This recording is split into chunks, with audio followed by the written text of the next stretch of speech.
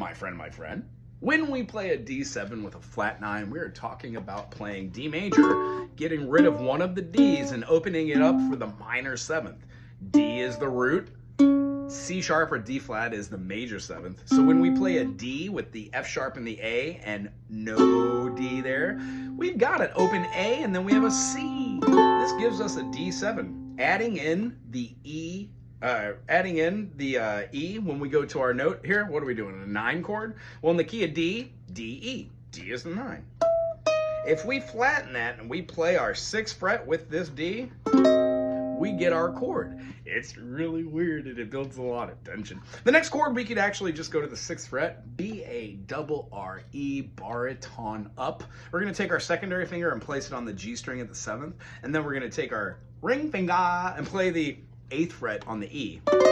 Yuck. Doesn't this sound really great? It builds a lot of tension. I use these like passing chords like to be like, to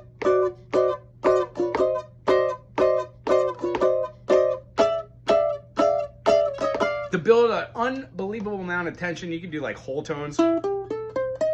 Those are so much fun to play over movements like that. And then lastly, I'd say go up to the 8th fret, put your first finger on that G. Secondary finger is gonna stretch up to the 9. You're gonna drop down your ring finger on the E. And then the big stretch is gonna be skipping the 11th and putting your pinky on the C string of the 12th. I'd have to say out of all of these inversions,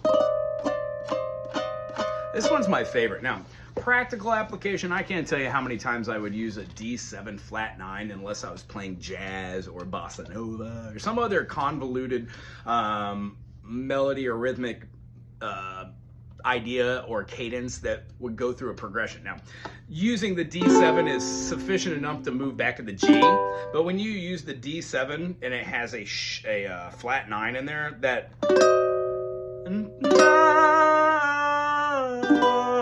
it has almost like it draws the listener right back towards the tonal center of the G major chord, meaning that all the notes that are in our D7 with our flat 9, they feel great upon their resolution.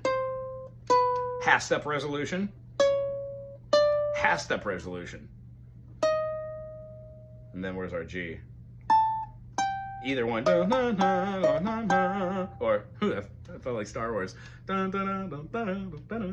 Anyway, if you enjoyed this kind of banter, this kind of music theory conceptions, and the idea that you too can play chords on the ukulele and then learn that these inversions aren't so terribly hard, all we're looking for is a 1, 3, 5, and then when we move the lowest note all the way somewhere else, another note becomes the lowest note.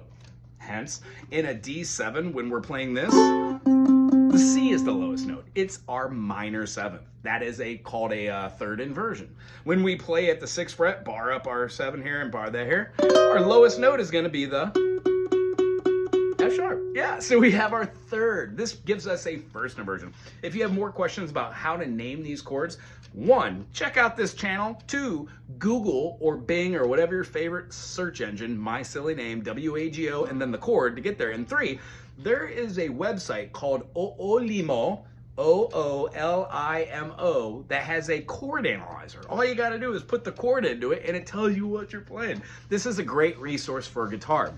There is also the Ook Buddy. I am not being sponsored by any of these. They're just what I use to learn all these different notes. Reading a couple books like, I don't know, the Hal Leonard book, and then trying to go to open free workshops is a great way to learn. Other than that, subscribe to me.